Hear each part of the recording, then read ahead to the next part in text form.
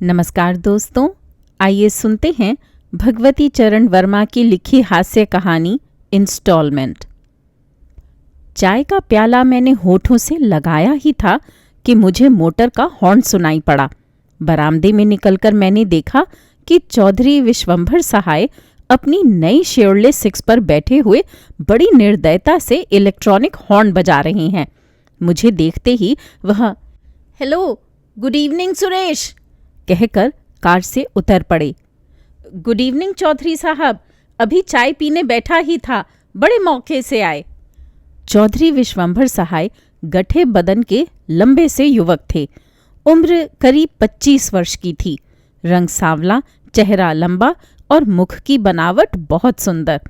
बाल बीच से खिंचे हुए, कलम कान के नीचे तक और दाढ़ी मूछ साफ। चेहरे पर पाउडर और क्रीम की एक हल्की सी अस्पष्ट तह। वह धारीदार सिल्क की शेरवानी पहने थे और उनकी टोपी जिसे वह हाथ में लिए थे उसी कपड़े की थी।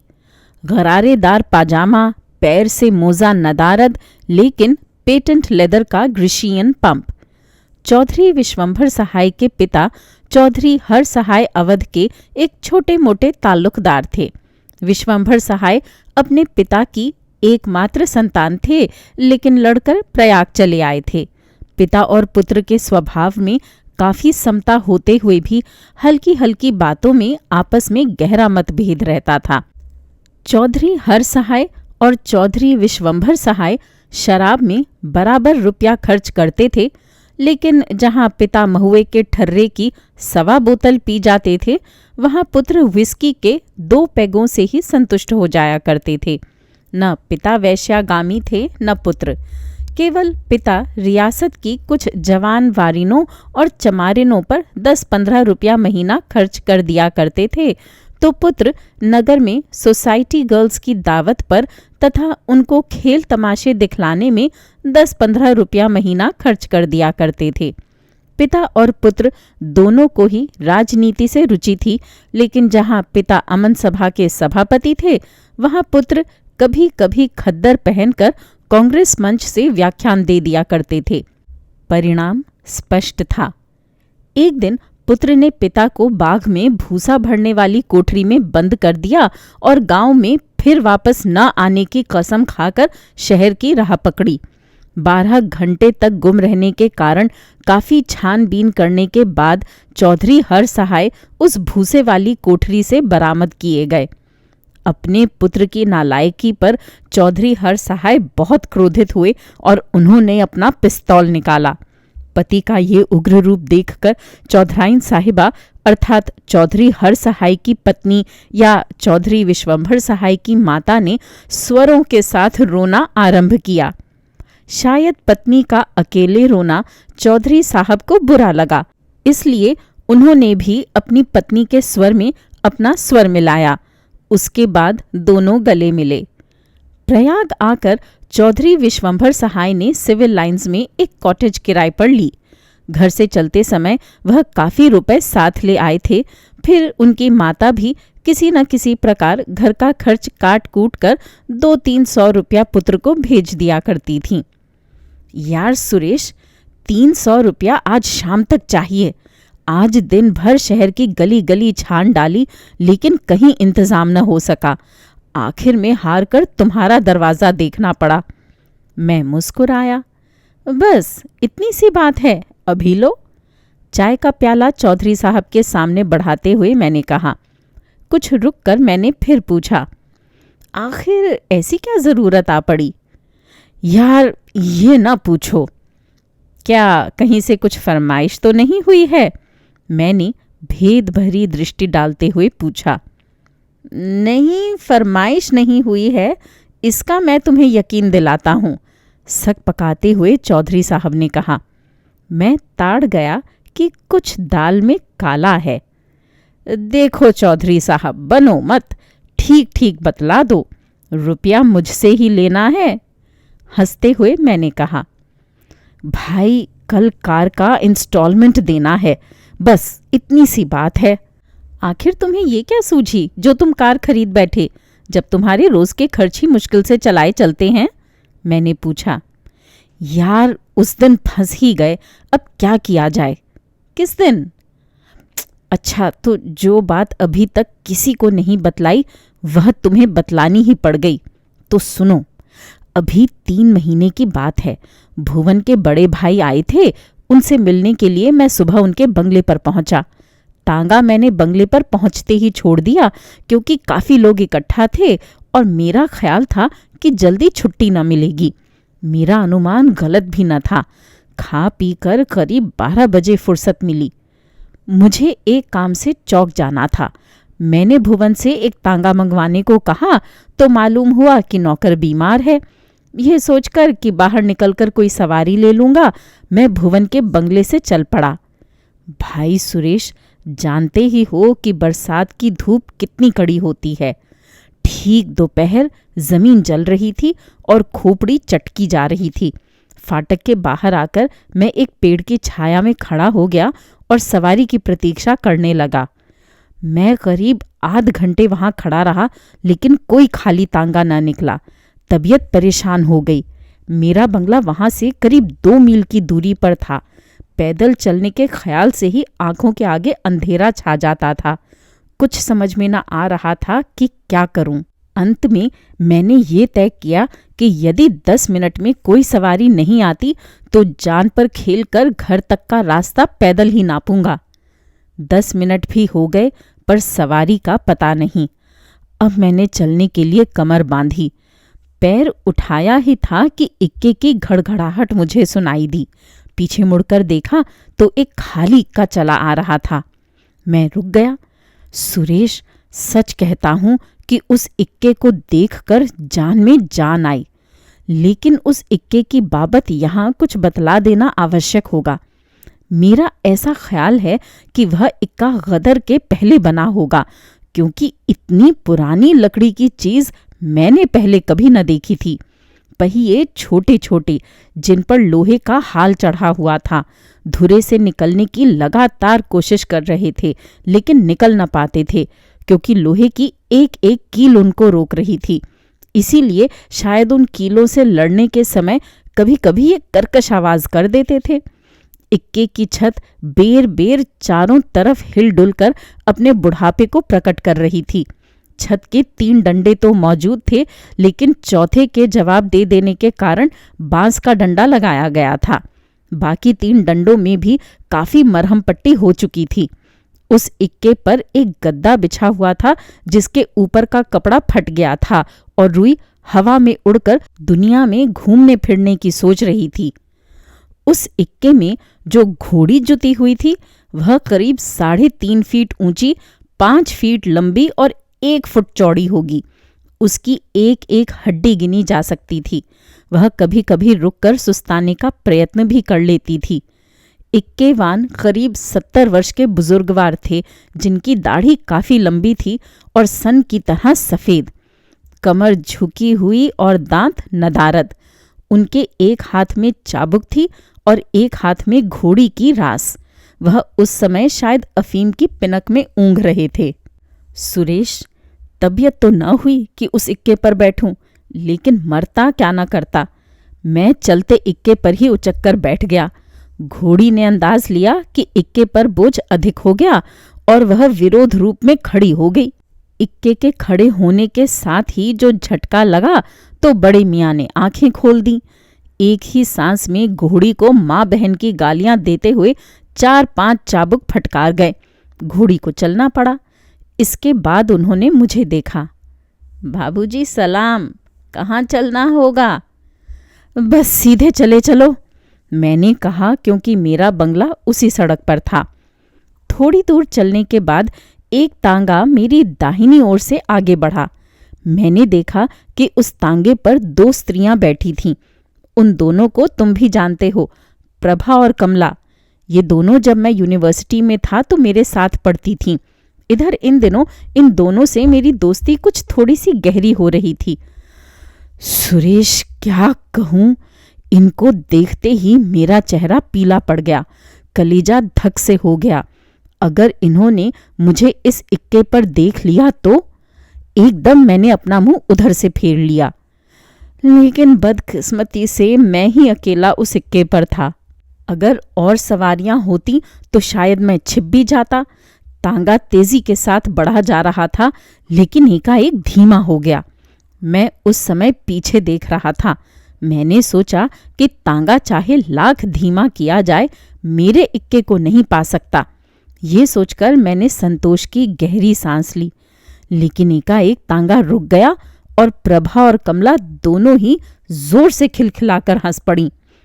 सुरेश, तुम नहीं जान सकते उस वक्त मेरी क्या हालत थी। लज्जा और क्रोध से मेरे मुख का रंग बेर बेर बदल रहा था। दिल में तरह तरह के ख्याल आ रहे थे। कभी तबीयत होती थी कि इस इक्के वाले की जान ले लूं, कभी अपनी ही जान लेने की सोचता था। फिर कभी उन दोनों का गला घोंट देने की तबीयत होती थी। लेकिन मैंने अपना मुंह सामने न किया। मैंने भी इक्के वाले से कहा, इक्का रोक दो। लेकिन काफी देर तक तांगे ने चलने का नाम न लिया, तो मुझे मजबूरन इक्के वाले से कहना पड़ा, इक्का मोड़ लो। और मैं जहां से चला था वहीं लौट आया। इतना अपमानित मैं जीवन में कभी न हुआ था। मैंने तय कर लिया कि मैं इन दोनों को दिखला दूंगा कि मेरे पास कार है, और इस प्रकार मैं अपने आत्मसम्मान पर लगे हुए धब्बे को धो दूंगा। उसी दिन शाम को मैंने ये कार ले ली। पास में रुपया न था, इसलिए इंस्टॉलमेंट सिस्टम पर यह कार लेनी पड़ी। मैं हंस पड़ा। अच्छा, तो इस तरह से कार आई। खैर, कार तो आ गई। चौधरी विश्वंभर सहाय ने चाय का दूसरा प्याला बनाते हुए कहा, यार सुरेश, ये कार मैं नहीं रख सकता। अपना खर्च चलाना ही मुश्किल पड़ रहा है। कार तो एक बला पीछे लगी, लेकिन क्या करूं, मजबूर हूं। जिस दिन से कार ली है उस दिन से उन दोनों की शक्ल ही नहीं दिखलाई दी। आज 2 महीने से दिन रात कार पर चक्कर लगा रहा हूं। शहर की हर एक सड़क छान डाली और उनके मकान के तो न जाने कितने चक्कर लगा डाले, सिर्फ इसलिए कि वे मुझे कार पर कहीं देख लें। लेकिन न जाने कहाँ गायब हो गई कि उनका पता ही नहीं लगता। जिस दिन उन्होंने ये कार देखी उसके 2-4 दिन बाद ही मैं ये कार बेच दूंगा। बाबा, मैं कार से बाज आया। अच्छा, अब इंस्टॉलमेंट के लिए रुपया तो निकालो। Victoria cross. हमारे जीवन में कभी कभी ऐसी घटनाएं घटित हो जाती हैं जिनकी हम कल्पना तक नहीं कर सकते। पता नहीं कहां तक मनुष्य स्वयं अपने कर्मों का उत्तरदायी है। यदि कहीं एक नियम है तो वहीं पर उस नियम का इतना स्पष्ट और पक्का अपवाद भी है कि नियम का अस्तित्व ही नहीं रह जाता। फिर जिसे हम विधि का विधान कहेंगे उसका कोई नियम भी तो नहीं है। उसके जितने नियम हमारे सामने हैं वे सब हमारी कल्पना द्वारा निर्मित हैं। हमारे जीवन में न जाने कितनी शक्तियां काम करती रहती हैं। उदाहरण के रूप में हमारी मनः प्रवृत्ति, हमारी परिस्थितियां, क्षणिक आवेग और भावनाएं, समाज के नियम और बंधन आदि। ये तो वे शक्तियां हैं जिन्हें हम स्पष्ट देखते हैं और अनुभव करते हैं। पर एक और भी शक्ति है जिसका हम कभी विश्लेषण नहीं करते। वह शक्ति मानव नियमों का उपहासात्मक प्रतिवाद है, और इस कारण मनुष्य ने भी उसे उपहासात्मक नाम दिया है। हिंदी में हम उसे धुप्पल कहते हैं, अंग्रेजी में फ्लूक कहते हैं। इस धुप्पल पर आप मनन कीजिए और आप उसका अध्ययन अरोचक न पाएंगे। धुप्पल का अध्ययन करने के समय आप ऐसी ऐसी घटनाओं से परिचित हो सकेंगे कि आपको न मनुष्य की शक्ति पर विश्वास रह जाएगा और न भलाई तथा बुराई को ही आप महत्व दे सकेंगे। हाँ, आप जी खोल कर हंस सकेंगे, लेकिन शर्त यह है कि आप खुश मिजाज हों। यदि आप खुश मिजाज नहीं हैं, या यूं कहिए कि आपने मुहर्रम में जन्म लिया है, तो इस धुप्पल की क्या मजाल जनाब। उस धुप्पल के निर्माता भी आपको नहीं हंसा सकेंगे। रही एक हल्की सी मुस्कुराहट, वह तो बड़े लोगों के लिए है, और बड़े लोगों की बात मैं चलाने को तैयार नहीं। हाँ, तो धुप्पल की बात चली थी ना। ये बात क्यों चली, आप यही प्रश्न करेंगे। दुनिया में और भी अनेक महत्व के प्रश्न हैं। आदर्शवादी कहेगा महाशय जी, आप किसी आदर्श को लीजिए, संसार उससे शिक्षा ग्रहण करे और जीवन में एक पवित्र साहस के साथ अग्रसर हो। यथार्थवादी कहेगा, जनाब, इन बेकार की बातों में क्या रखा है? मनोविज्ञान का विश्लेषण कीजिए और जीवन की घटनाओं में छिपे हुए सत्य को निकालिए। सोशलिस्ट कहेंगे, ये क्या बक रहे हो? किसानों और मजदूरों की बातें करो, उनके दुखों को दूर करने का प्रयत्न करो, संसार से उत्पीड़न का नाम उठा दो। और भी लोग न जाने क्या क्या कहेंगे, पर मैं साफ साफ कह दूं कि मैं तो इस समय धुप्पल के फेर में पड़ा हूं कल शाम से, और धुप्पल के अलावा मैं इस समय किसी अन्य विषय पर लिखने को तैयार नहीं। कल शाम के समय मैं अपनी आदत से मजबूर होकर फिर 1 महीने बाद उसी पुराने रेस्टोरेंट में चाय पीने जा पहुंचा। बात यूं हुई कि मेरे एक दोस्त आ गए थे, उनसे बातचीत हुई और उनके जाने के बाद मुझे एक लिफाफा मिला जिसमें उन्होंने एक पत्र के साथ 5 रुपए का एक नोट छोड़ दिया था। ये 5 रुपए वे मुझसे शर्त में हारे थे, और वे शर्त ये थी कि मैं कहानी नहीं लिख सकता, और यदि कभी लिख भी लूं तो वह किसी अच्छे पत्र में न छप सकेगी।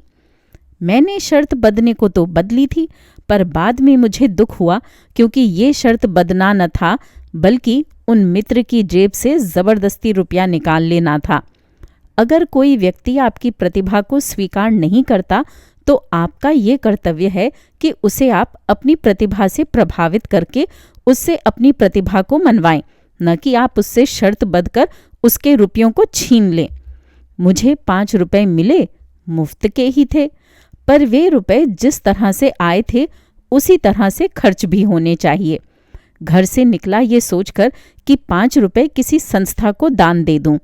रास्ते में रेस्टोरेंट मिला, पैर रुक गए, या यूं कहिए कि मेरी जेब के रुपयों ने मेरे पैर रोक दिए। सोचा 25 सैकड़ा कमीशन हर एक सौदे में जायज़ है। मराठों ने चौथ ली थी, हिंदी के ग्राहक तक किताबों पर 25 सैकड़ा कमीशन मांगते हैं। फिर मैंने ही कौन सा पाप किया है कि 5 रुपये में 1.25 रुपया अपने ऊपर न खर्च करूं। पैर मुड़े और मैं रेस्टोरेंट के अंदर। मैंने एक बार रेस्टोरेंट का सिंहावलोकन किया। अंदाजा किस मेज पर बैठूं कि एकाएक मेरा हाथ सैल्यूट करने को उठ गया। यहाँ ये बतला दूं कि मैं जब यूनिवर्सिटी में था तो ट्रेनिंग कोर का मेंबर था। 1 वर्ष तक सैनिक शिक्षा पाई थी, और शायद 1 आध वर्ष और भी सैनिक शिक्षा लेता यदि एक दिन ऑफिसर कमांडिंग ने कंधे पर राइफल लदवाकर 14 मील तक पैदल रूट मार्च न करवा दिया होता। हाँ, तो सामने एक कोने में मेज पड़ी थी और उस पर 2 फौजी बैठे हुए चाय पी रहे थे। एक के सीने पर विक्टोरिया क्रॉस मेडल चमक रहा था। जिस व्यक्ति के विक्टोरिया क्रॉस लगा हो उसे क्या कलेक्टर, क्या कमिश्नर और क्या गवर्नर सबको सलाम करना पड़ता है। फिर भला मैं उसे क्यों न सलाम करता। तय कर लिया कि उन 2 फौजियों की मेज पर बैठकर चाय पीऊं। विक्टोरिया क्रॉस पाए हुए लोगों से बातें करते हुए उनके साथ बैठकर चाय पीने का अवसर कोई रोज थोड़े ही मिला करता है, और साधारण आदमियों को तो कभी नहीं मिलता। उसी मेज पर जाकर मैं डट गया। उन फौजियों को शायद मेरा उनकी मेज पर बैठना बुरा लगा, क्योंकि एक ने आंखें मिचमिचाई और दूसरे ने अपनी मूंछ पर हाथ फेरा। एक ने खांसा और दूसरे ने मेज पर हाथ पटका। एक ने मुंह बनाया और दूसरे ने नाक सिकोड़ी। मैंने अब अधिक देर चुप रहना उचित न समझा। जिन सज्जन के विक्टोरिया क्रॉस लगा था उनसे मैंने कहा, क्या ये विक्टोरिया क्रॉस आपको इस ग्रेट वॉर में मिला? उन्होंने सिर हिला दिया। मैंने फिर पूछा, क्या मैं आपका नाम जान सकता हूं? सुखराम। मैंने विक्टोरिया क्रॉस को गौर से देखते हुए कहा, आप बड़े वीर आदमी हैं। हमारे देश को आप ऐसे वीरों पर अभिमान होना चाहिए। कहकर सुखराम ने आंखें नीची कर लीं। मैं एक एक शब्द के उत्तर को सुनकर घबरा गया था और उठकर चलने वाला ही था कि मेरी दृष्टि सुखराम के साथी पर पड़ गई, जो मुस्कुरा रहा था। मुझे घबराया हुआ देखकर उसने कहा, बाबू साहब, आप आखिर चाहते क्या हैं? लड़खड़ाते स्वर में मैंने कहा, कुछ नहीं, यही जानना चाहता था कि वीरता के किस काम में आपके साथी को विक्टोरिया क्रॉस मिला। सुखराम के साथी ने सुखराम की ओर देखा। इसके बाद उसने मेरी ओर। कुछ मुस्कुराते हुए उसने कहा, बाबू साहब, बतला तो दूं, लेकिन 2 शर्तें हैं। पहली ये कि सुखराम बतलाने दें, और दूसरी ये कि आप उस कहानी को सुनकर शक न करें। सुखराम ने अपने साथी को घूर कर देखा।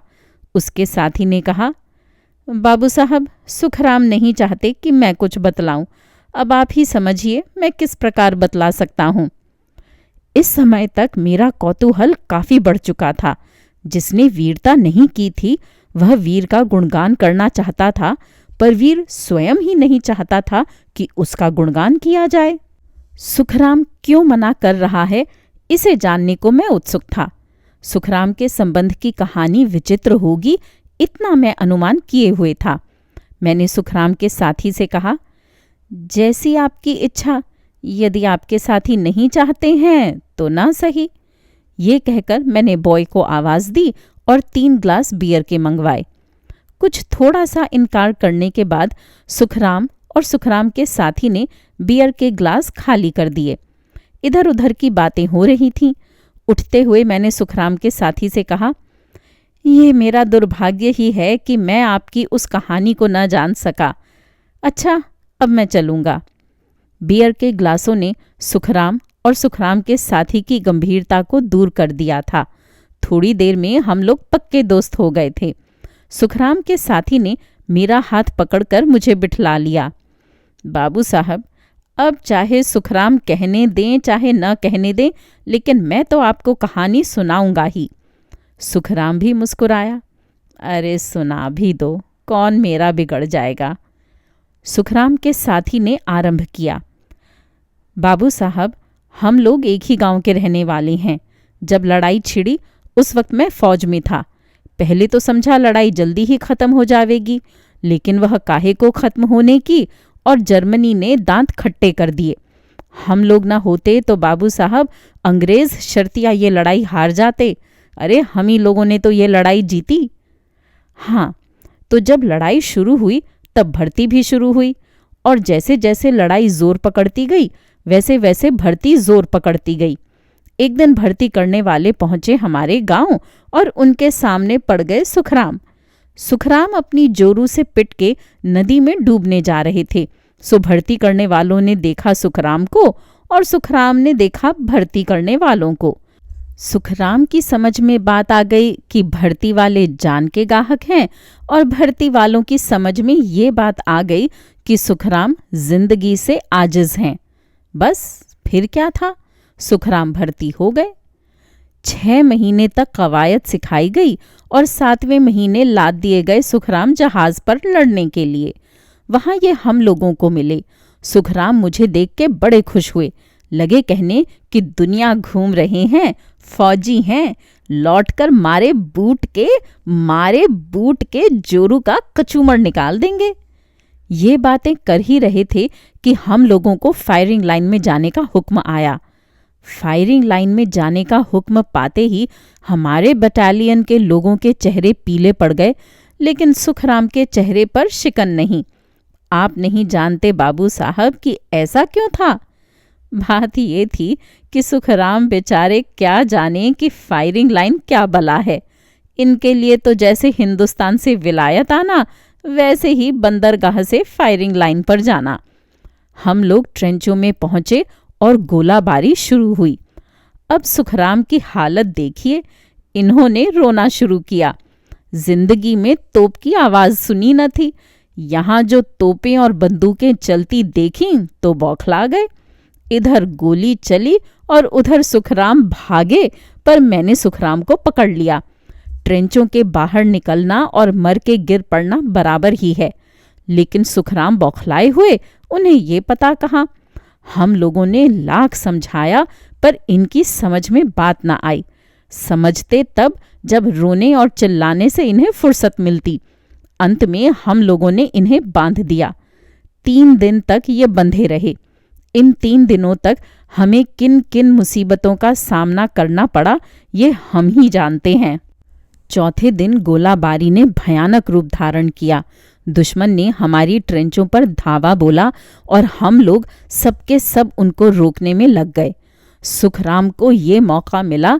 किसी तरह इन्होंने अपनी रस्सी तोड़ाई और रस्सी तोड़ाकर ट्रेंच के ऊपर चढ़ गए और बेतहाशा पीछे भागे।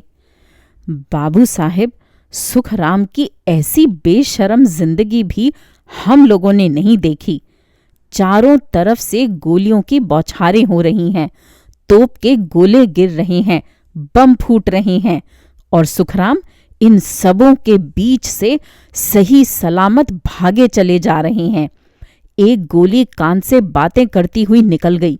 तोप के गोले से जो जमीन फट के उछली, उसी के साथ इन्होंने भी 10 फुट की छलांग मारी। इनका साफा गोलियों से चलनी हो रहा था। जूते की एड़ियों में गोलियां चिपकी हुई, वर्दी गोलियों से छिदी हुई और सुखराम के बदन पर एक खराश तक नहीं। 100 गज की दौड़ें तो आपने देखी होंगी, लेकिन मैं दावे के साथ कहता हूं कि तेज से तेज दौड़ने वाला उस दिन इनका मुकाबला नहीं कर सकता था। बीच बीच में गड्ढे थे और वहां इन्होंने जो लॉन्ग जंप किया है उसके आगे दुनिया का रिकॉर्ड मात है, क्योंकि एक दफे ये करीब 21 फीट चौड़ा गड्ढा फांद गए थे और इन्होंने जो कलाबाजियां खाई, अगर आज ये उनको दोहरावें तो किसी भी सर्कस में 1500 रुपया महीना पैदा कर सकते हैं। हम लोग चिल्लाते ही रह गए, लेकिन सुखराम भला काहे को रुकने के। अब सुखराम डेंजर जोन के बाहर निकले, लेकिन उनका दौड़ना बंद नहीं हुआ। डेंजर जोन के बाद कंडेल साहब का खीमा गड़ा था। तारबरकी हो रही थी और कंडेल साहब दूरबीन लगाए बैठे थे। जब सुखराम खेमे के पास आए तो कंडेल साहब ने चिल्लाकर कहा, कहाँ जाता है? सुखराम 1 सेकंड के लिए रुके। हांफते हुए इन्होंने कहा, साहब गोली गोली। और ये कहते हुए सुखराम बेहोश होकर गिर पड़े। यहां तक तो जो कुछ हुआ वह ठीक ही हुआ। सुखराम किस तरह से बच आए कौन बतलाए, लेकिन मालूम होता है भगवान अच्छा खासा मजाक करने पर तुले हुए थे। कंडेल साहब ने दौड़कर सुखराम को खुद अस्पताल भिजवाया। इसके बाद उन्होंने अपने खरीदे में लिखा, सुखराम ने बहुत बड़ी बहादुरी का काम किया। जिस वक्त ट्रेंचों में एम्यूनिशन खत्म हो गया और ट्रेंचों से यहाँ तक कि कम्युनिकेशन काम नहीं कर रही थी, ये आदमी अपनी जान पर खेलकर ट्रेंचों के बाहर निकलकर यहाँ एम्यूनिशन खत्म हो जाने की इत्तला देने आया। ताज्जुब हो रहा है कि ये शख्स इतनी दूर जिंदा कैसे चला आया। हजारों गोलियों के निशान इसके बदन पर के कपड़ों पर हैं, पर उसके एक भी गोली नहीं लगी। शायद इसके इस विल फोर्स ने कि किसी न किसी तरह एम्यूनिशन खत्म होने की इत्तला देनी ही चाहिए, इसे जिंदा रखा। यहाँ पर हम परमेश्वर का हाथ देखते हैं। साथ ही हम ये सिफारिश करते हैं कि सुखराम को उसकी बहादुरी के लिए विक्टोरिया क्रॉस दिया जाए। और बाबू साहब, आप देखते ही हैं कि सुखराम को विक्टोरिया क्रॉस मिल गया। मैं मुस्कुराया, पर न जाने मैंने क्यों यह प्रश्न कर दिया। और इनकी बीवी का क्या हाल है? सुखराम का साथी सुखराम का हाथ पकड़कर उठ खड़ा हुआ। हंसते हुए उसने कहा, बीवी? अरे हाँ, अब इनकी बीवी जब इन्हें पीटने लगती है तब ये विक्टोरिया क्रॉस जेब में रख लेते हैं। दोस्तों, अभी आप सुन रहे थे भगवती चरण वर्मा की लिखी कुछ हास्य कहानियाँ। उम्मीद है ये कहानियाँ आपको पसंद आ रही होंगी। मेरे चैनल पर आने के लिए और इन कहानियों को सुनने के लिए धन्यवाद।